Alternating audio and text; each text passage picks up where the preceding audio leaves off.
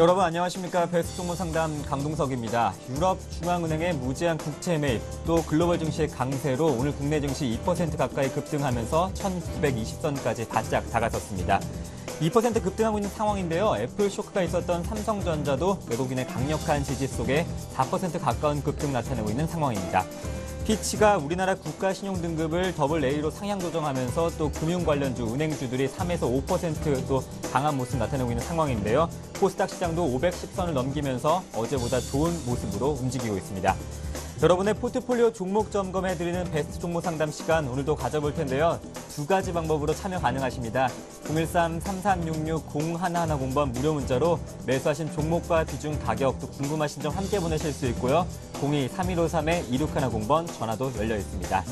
오늘 저와 함께 베스트 종목 상담 수고해 주실 두 분의 전문가님은 하창문 팀장님과 김선훈 대표님 모셨습니다. 두 분 안녕하십니까? 안녕하십니까? 안녕하세요. 베스트 종목 상담 본격적으로 시작해 볼 텐데요. 먼저 첫 번째 시청자님부터 만나보겠습니다. 안녕하십니까? 네, 안녕하세요. 네, 전화 주셔서 고맙습니다. 네, 감사합니다. 네, 왜 이렇게 힘이 없으세요? 네, 좀 그러네요. 아, 그러셨어요. 어떤 종목 좀 봐드릴까요? 힘내서 네. 좀 제가 봐드리겠습니다. 네, 예. 유비케어요. 유비케어요. 네, 3,540원, 30%요. 3,540원에 20%요. 30배에. 30%요. 네, 어떤 점이 궁금하세요? 매도가고요. 네. 이거 장기, 중기도 그것도 좀 궁금하고요. 장기적인 전망가에서 또 매도가, 목표가 저희가 함께 예, 제시해드리겠습니다. 네, 목표가, 예. 네. 목표가, 매도가, 예, 네. 장기. 너무 힘이 없으셔서 저희가 좀 확실한 좀 조언해드리고요. 네, 네. 끝까지 힘내십시오. 네, 감사합니다. 네, 고맙습니다. 네. 하창본 팀장님, 유비케어입니다. 매수가 3,540원의 비중이 30%인데요. 장기적인 목표가, 손절가도 좀 짚어주시죠. 네, 제가 같이 지금 전화 들어봤는데 너무 네. 기운이 없으세요. 주식 하다 보면 손해 날 수도 있죠. 근데 사실 이제 개별주들은 그런 게 있습니다. 시장 올라갈 때 대형주는 올라가고 또 개별주는 안 가는 경우도 있고요. 또 거꾸로 생각하면 또 개별주 시장이 좀 조정을 받을 때 개별주도 잘 가죠. 또 제가 생각할 때는 이 유비케어가 우리 투자가님 아시겠지만은 유헬스케어 관련주인데 최근에 뭐 뷰웍스라든지 인피니트 헬스케어 같은 종목들은 잘 갔는데 왜 유독 유비케어만 안 가다 보니까 오히려 상대적 박탈감에 조금 마음이 좀 안 좋지 않나 보겠고요. 대기업들은 거의 다가 이제 바이오 헬스기기 회사를 갖고 있습니다. 삼성 같은 경우는 삼성 메디슨을 인수하면서 의료기기에 대해서 해외 수출을 좀 박차를 가하고 있고요. 유비케어는 아시겠지만은 SK 관계사죠. SK케미칼이 지분 한 49%를 갖고 있는 대표적인 바이오 헬스케어 관련주를 말씀드리겠고, 주로 하는 길은 이제 유헬스케어라는 건 간단해요. 예전에 우리가 그냥 병원 가서 그냥 진료 받는 그런 것보다 이제 유헬스케어라 그래서 유비쿼터스를 이용하죠. 그래서 실제 개인이 어떤 그 진료 기록이라든지 이런 거를 IT 기술을 접목시켜 가지고 어떤 그 나중에 차후에 조금 더 진료를 받거나 할 때 양방향으로 좀 더 효율적인 의료 서비스를 제공하는 향후 차세대 서비스라 말씀드리겠습니다. 그러다 보니까 이 유비케어도 뭐 의료용 IT, 원격 진료 솔루션을 갖고 있는 회사다 말씀드리겠고요. 대략적인 업황 전망이나 종목에 대해서 말씀드렸는데, 자, 종목이 가고 안 가고는 실제적으로 중요한 건 실적이 될 것 같고, 또 바이오주 같은 경우는 사실 이제 제약주나 바이오주는 실적이란 보다는 사실 분위기 때문에 많이 가죠. 근데 분위기가 실제적으로 좀 불어오면 가고 또 아니면은 안 가죠. 왜냐하면은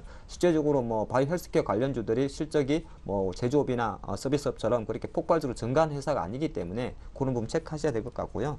잠깐 차트 보면서 추가 전략을 좀 드리도록 하겠습니다.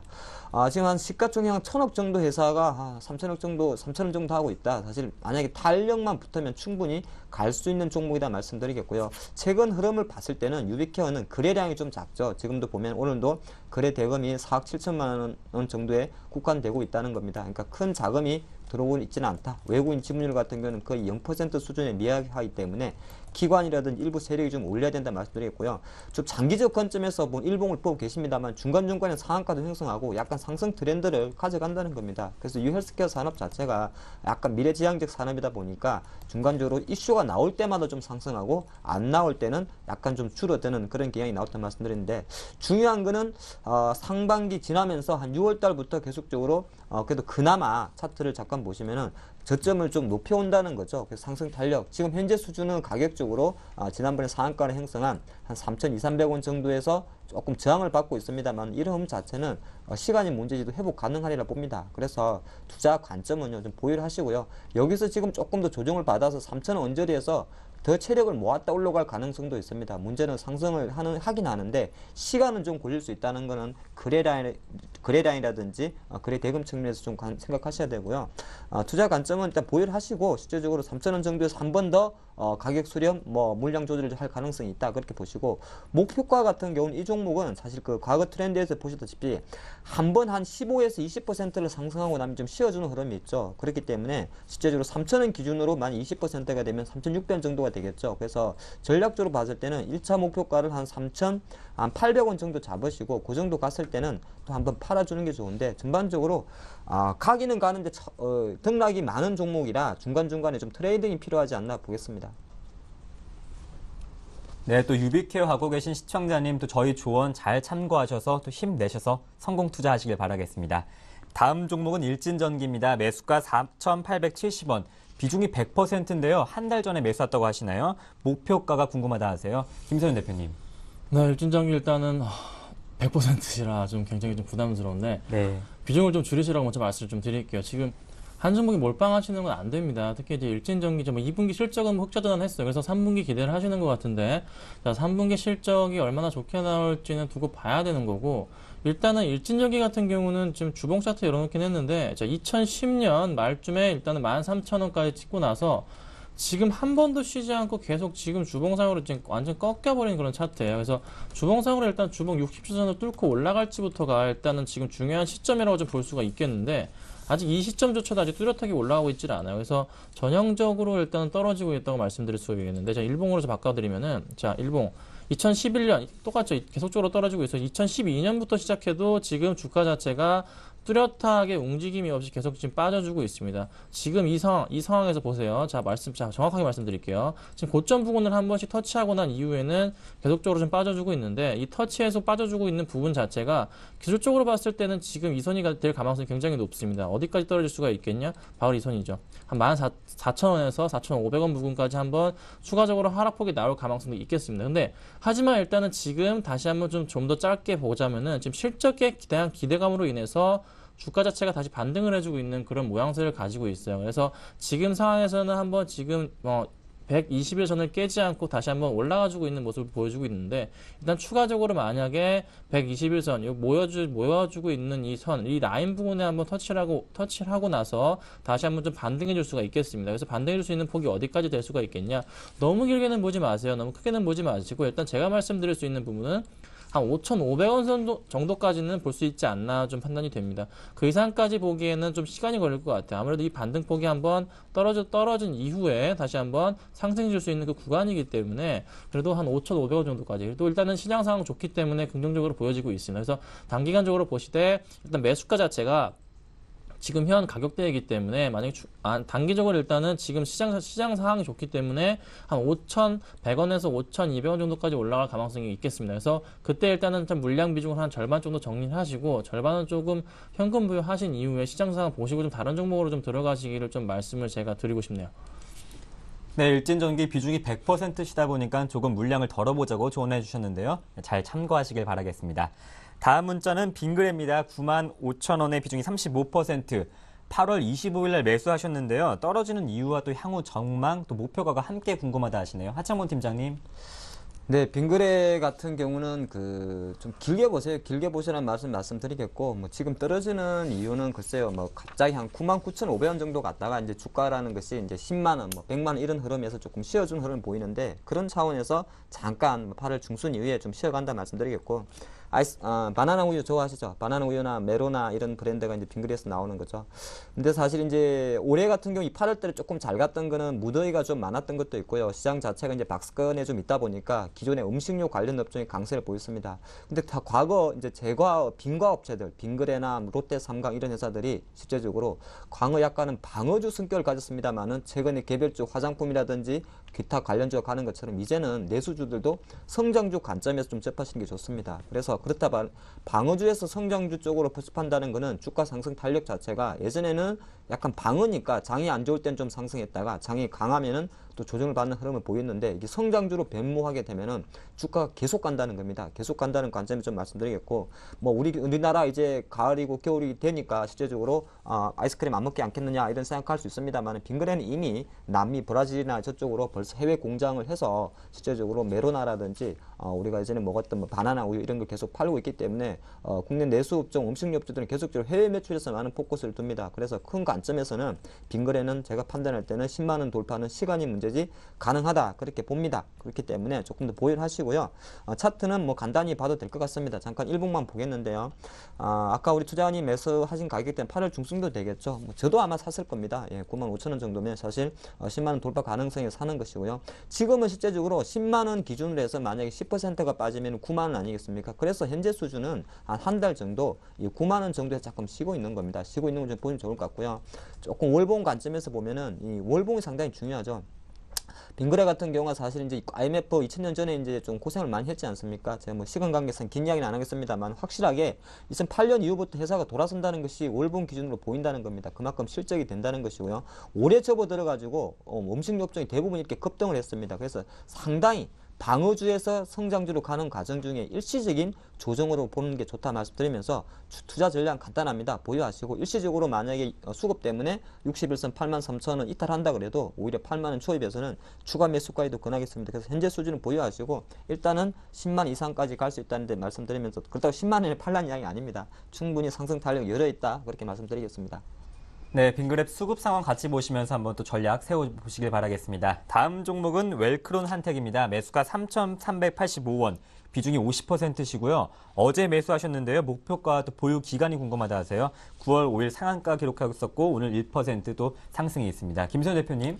일단은 매수하신 가격 자체가 거의 지금 현재가 비슷하신데 웰크론한테 일단 종목이 좀 크지는 않아요. 일단 전반적으로 일단 수주량 자체가 지금 식품제약 쪽으로 해서 굉장히 많이 좀 늘어나고 있습니다. 일단은 약간의 좀 경기 방어주 쪽 성향을 좀 많이 띠고 있는데 지금 현 상태에서 봤을 때는 지금 주가 자체가 일단은 단기적으로 상승할 수 있는 가격대부터 좀 잡아드리자면은 지금 한 3,700원 정도까지만 보시고 그 이상은 좀 단기적으로 보지 않으셨으면 좋겠어요. 지금 일단은 2009년의 수주량 자체가 지금 2010년에 수준에서 2011년 같은 경우는 거의 3배 가까이 뛰었고, 그 다음에 2012년 같은 경우는 50% 추가적으로 늘어나서 거의 한 800억 가까이 되고 있는데, 지금 수주량에 비해서는 주가 자체가 지금 많이 싼 편입니다. 하지만 영업이익이 그렇게 이제 높은 그런 업종 자체는 아니기 때문에 지금 그 점을 확인하셔야 되는데, 일단 실적 자체가 긍정적인 건 사실이에요. 그래서 차트상으로 보자면은, 자, 주봉을 보면서 말씀을 좀 드릴게요. 자, 주봉으로 보면 지금 주가 자체의 흐름 자체가 지금 계속적으로 지금 올라오고 있는 이 부분이 특히 계속적으로 우상향하고 있는 모습을 좀 보실 수가 있을 거예요. 그래서 다시 한번 지워서 보여드리면은 계속적으로 다시 한번 2011년부터 해서 꾸준하게 그래도 상승은 하고 있는 모습입니다. 하지만 다시 말씀드리면은 항상 그랬듯이 지금 한번 어느 정도 고점을 찍고 난 이후에는 주가 자체가 좀 큰 폭으로 하락을 하는 경향을 보여줍니다. 바로 이때도 그랬고 지금 계속적으로 이제 그런 모습. 자, 이때도 그랬고 이때도 그렇고 계속적으로 하락하는 모습을 보여주고 있기 때문에 지금 주가 자체를 봤을 때는 지금 상황은 오히려 다시 한번 하락할 수 있는 그런 가격대라고 좀 볼 수가 있겠어요. 그래서 조금은 불안합니다. 그래서 너무 길게 보지 마시라는 이유가 지금 고점 부근이었던 2012년 초에 고점 부근이었던 한 3,500원 정도, 3,700원 정도 보시라고 말씀을 드릴 수가 있겠는데, 지금 조금은 기술적 패턴으로 봤을 때는 매도해야 될 시기라고 좀 보여져요. 그래서 그걸 좀 확인하시면 좋겠고, 다시 일봉으로 넘어가자면은, 자, 일봉으로 봤을 때는 지금 주가 자체 흐름이 아직은 크게 이제 오늘 지금 최근 들어서 굉장히 지금 급등하는 모습을 보여줍니다. 자, 8월달 들어서 지금 주가 자체가 얼마까지 올랐냐? 거의 지금 2배 가까이, 한 70% 가까이 지금 올라주는 모습을 보여줬는데, 지금 이 상황에서는 오히려 이 밴드 부분, 특히 이 박스권 부분에 해당하는 부분에 지금 해당하고 있기 때문에 지금 추가로 이 부분을 막고서 떨어질 가능성이 높습니다. 떨어질 가능성이 높기 때문에 지금 굉장히 좀 위험한 시기예요. 그래서 만약에 이 종목은 손절가를 확실히 잡으셔야 되는데, 이 종목이 만약에 한 3,250원 부분이 깨져버리고 내려온다면은 그때는 추가적으로 하락을 해서 3,000원까지 또 한번 떨어질 가능성이 높습니다. 그 이후에 다시 올라갈 가능성이 있기 때문에 일단은 이 부분에서 단기 박스권으로 보일 수도 있겠어요. 이 부분 박스권, 이 부분 박스권, 이 부분 박스권. 그래서 한 번 더 박스권을 형성한 다음에 오를 수도 있는 그 기대감이 보일 수도 있겠지만서도 아직은 그렇게 뚜렷하게 확실히 된 건 아닙니다. 그래서 정확하게 말씀을 드릴게요. 3,250원이 만약에 깨져버리면은 그때는 매도를 하시고 나와주시고, 만약에 좀 버티다가 올라가서 3,600원 정도에 만약에 도달했다. 그때는 한번 정리를 해주시길 말씀을 드리겠습니다. 이렇게 대응하시지 않으면 이 종목 지금 주식가총액이 얼마죠? 500억이 안 됩니다. 500억이 안 되기 때문에 아무래도 조금 만약에 세력이 껴있다면은 가지고 노기 참 쉬운 종목 중에 하나예요. 그래서 일단은 그 점 확인하시고 대응하셨으면 좋겠습니다. 네, 시가총액 상위 종목들 살펴보시면 삼성전자 4% 강한 흐름 나타내고 있고요. SK하이닉스도 오늘 6% 넘는 급등 나타내고 있습니다. 자동차 업종 현대차, 기아차도 각각 2%, 1% 넘는 상황 보여주고 있습니다. 다음 종목은 한국사이버결제입니다. 매수가 1,100원의 비중이 20%인데요. 얼마까지 오를 수 있을까요? 또 앞으로 전망과 또 매도 시기가 궁금합니다 하시네요. 하창문 팀장님.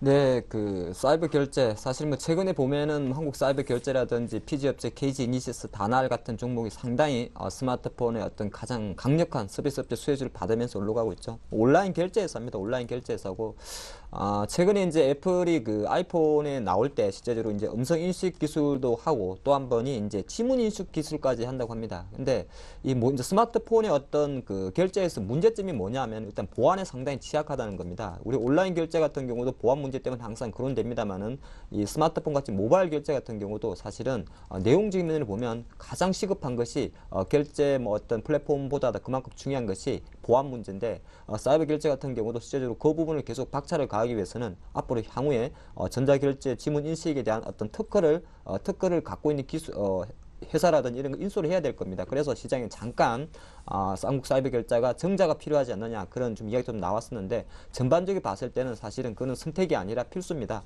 그거 좀 말씀드리겠고요. 그래서 이 부분을 제가 왜 미리 먼저 말씀드리냐면 실제적으로 최근에 루머성으로 한국 사이버 결제가 정자설이 있다는 이야기 나온 거 그거 그냥 흘리시면 안 되고요. 혹시나 나중에 꼭 터질 수도 있다는 문제 제가 미리 말씀을 좀 드리겠습니다. 아마 단기 악재로 작용할 소재가 있다 말씀드리겠고요. 중요한 거는 사이버 결제가 지금 11,000원 정도 하고 있는데 뭐 좋은 건 다 알죠. 근데 제가 판단할 때는 약간은 과열권입니다. 약간은 과열권인데 요거는 차트를 보면서 좀 간단히 말씀드리겠습니다. 지금 뭐 8월 중순부터 사실 좀 급등을 했어요. 상한가도 한번 형성하고 지금 10,000원 정도에 있는데 이제 처음으로 10,000원대 왔죠. 저는 늘 이런 거 중요하게 생각합니다. 처음으로 10,000원을 돌파했는데 사실 한 번도 10,000원 돌파 이후에는 한 번도 만 이탈을 안 했습니다. 그 말은 거꾸로 현재 상태의 한국 사이버 결제에는 상당히 많은 매기세가 몰려있다 말씀드리겠고요. 하지만 여기서 만약에 10,000원을 터치 안 하고 올라가면 계속 갑니다. 계속 가는데 다시 한번 터치하게 되면 실제적으로 제가 볼 땐 9,000원 초입으로 회귀할 가능성이 있습니다. 그리고 현재 수준에서는 그렇기 때문에 조금 보유를 하시는데 목표 가격은 글쎄요. 사실 약간 이제 뭐 실적도 계속 20% 성장하고 포도 있기 때문에 좀 목표가를 정하기는 애매한데 테크니컬 분석으로 제가 목표가를 설정해 보면 올해의 어떤 허리 라인 이상을 8,000원으로 잡아봤습니다. 차트에서. 근데 8,000원 기준으로 보통 주가 50%를 상승한다고 가정을 하면 실제로 12,000원 정도가 될 수 있지 않을까 봅니다. 거의 다 왔다는 이야기죠. 그렇기 때문에 제가 판단할 때는 12,000원 정도 갔을 때는 설령 다시 사는 한이 있더라도 한번 일부 매도했다가 지켜보는 게 좋을 것 같고요. 행여나 우리 투자가님이 매수하신 10,000원 초반으로 다시 내려오면 제가 판단할 때는 본절에 팔더라도 팔았다가 다시 9,000원 초입에서 매수할 기회가 있기 때문에 그런 약간은 박스권 내에서의 어떤 이탈 전략을 좀 병행을 해야 될 것 같습니다. 네, 다음 종목은 5247번님께서 보내주셨습니다. 강원랜드입니다. 매수가 24,750원에 비중이 20%. 전망이 궁금하다 하시는데요. 뭐 연일 파라다이스는 잘 가고 있습니다만 강원랜드 좀 주춤하네요. 김세현 대표님. 네, 이제 카지노주를 사실 생각이시라면 왜 강원랜드를 사셨는지 저는 솔직히 좀 의아합니다.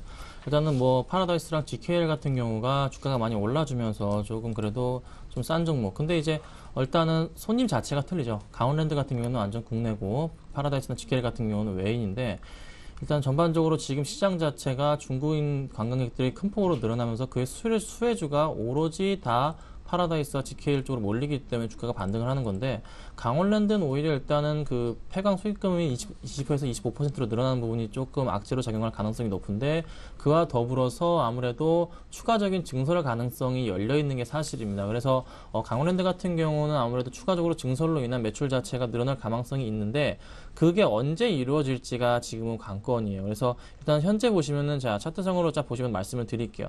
수급이 지금 전혀 따라오질 않아주고 있어요. 자 보시면 아시겠지만은 조금만 기관들을 샀다가도 기관들은 계속적으로 샀다가도 좀만 떨어지면 다 매도 쳐서 나와주고 있거든요. 기관들도 계속 지금 손절을 해주고 있는 그런 종목 중에 하나입니다. 그래서 지금 기관들도 재미가 없기 때문에 이 종목을 뚜렷하게 지금 매수 자체를 해주고 있지 않습니다. 자 여기 보시면은 자 기관들이 이게 6개월치인데 최근 이제 올해 6월달 같은 경우도 기관들이 200만 주 가까이 물량을 보유하고 있었어요. 그런데 최근 들어서 기관들의 물량 보유량을 볼까요? 자, 26만 주밖에 안 됩니다. 자, 기관들이 계속적으로 끝도 없이 매도가 나와주고 있어요. 이 물량 자체가 언제쯤 돼야지 다시 한번 들어올까? 언제 볼까요? 자, 언제죠 이게?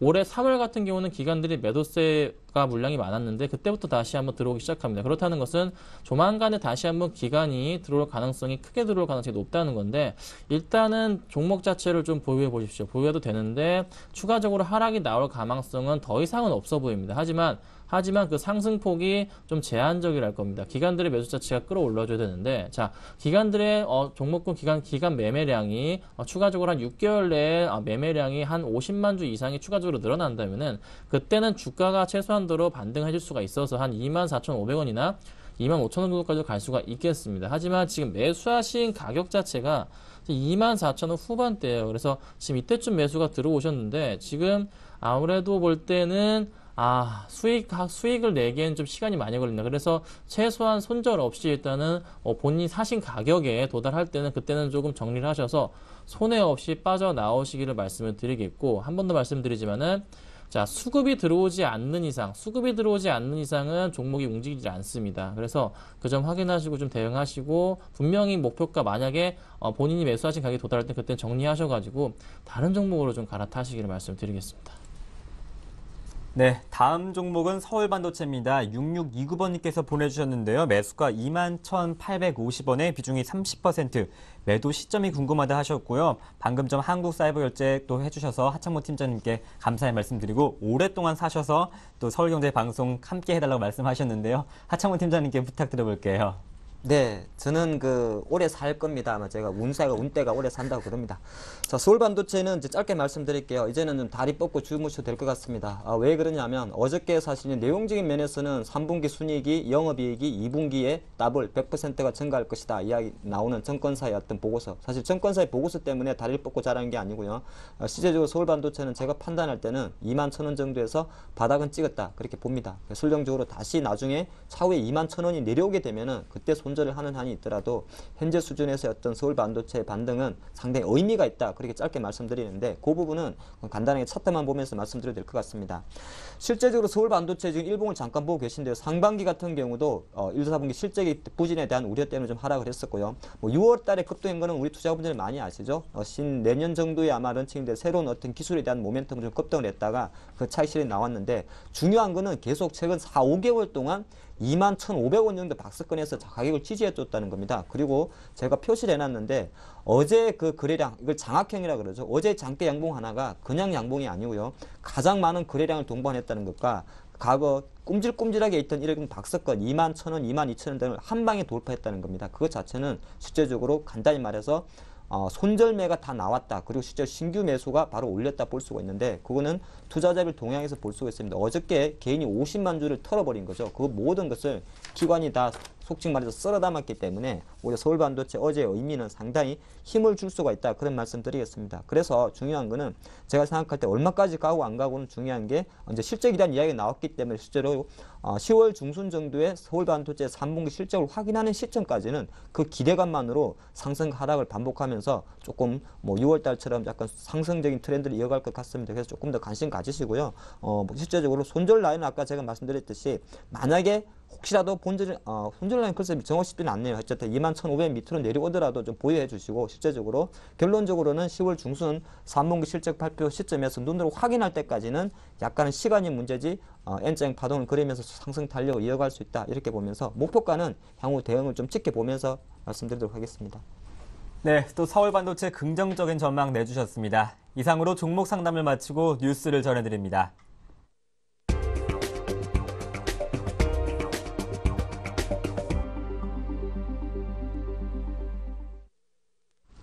이 시각 주요 뉴스입니다. 유럽중앙은행이 유럽 재정위기 국가들의 국채를 무제한 매입하기로 결정하면서 전 세계 금융시장에서 투자 심리가 회복되고 있습니다. 유럽과 미국 증시가 크게 올랐으며 유럽 국가들의 채권 금리도 크게 내렸습니다.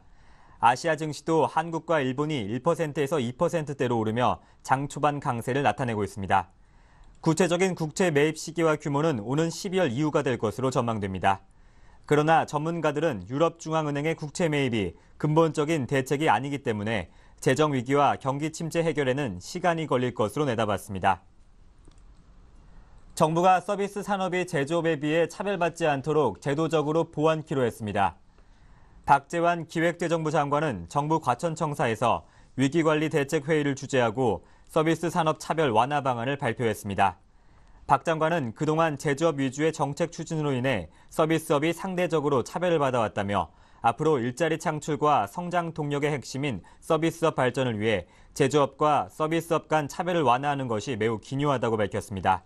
정부는 이에 세제 지원과 재정 지원, 금융 지원, 서비스 인력 확충 등 크게 4가지 분야 서비스업 차별 개선 방침을 추진할 것으로 보여집니다. 국제 신용평가사인 피치는 한국의 국가신용등급을 A+에서 AA-로 한 단계 상향 조정했습니다. 한국은 이번 조정으로 중국, 일본보다 한 단계 높은 등급으로 올라갔습니다. 피치는 실물 금융 부분 안정성과 양호한 재정 수지, 낮은 물가 변동성 등이 상향 조정 배경이라고 설명했습니다. 그러나 피치는 증가하는 가계부채와 중소기업 대출 비중이 높은 은행 건전성, 북한의 붕괴 가능성을 위험 요인으로 지적했습니다. 서울 강남 서초, 송파구 등 이른바 강남 3구에서 영업 중인 부동산 중개업소의 올해 평균 주택 매매 건수가 1.14건에 불과한 것으로 나타났습니다. 부동산 정보업체 부동산 서브에 따르면 강남구는 1,986개 중개업소의 주택 거래 중개 건수는 1,844건에 그쳐 업소당 평균 거래량이 한 건에도 못 미치는 0.93건으로 기록됐습니다. 서초구는 평균 0.94건, 송파구는 1.58건이었습니다. 오늘 저와 함께 베스트 종목 상담 수고해주신 두 분의 전문가님은 하창봉 팀장님과 김선우 대표님이셨습니다. 말씀 잘 들었습니다. 고맙습니다. 네, 오늘 일요일이죠. 오후 2시에 샘플러스 전문위원들의 또 투자 강연에도 여러분의 많은 참석 부탁드리겠습니다.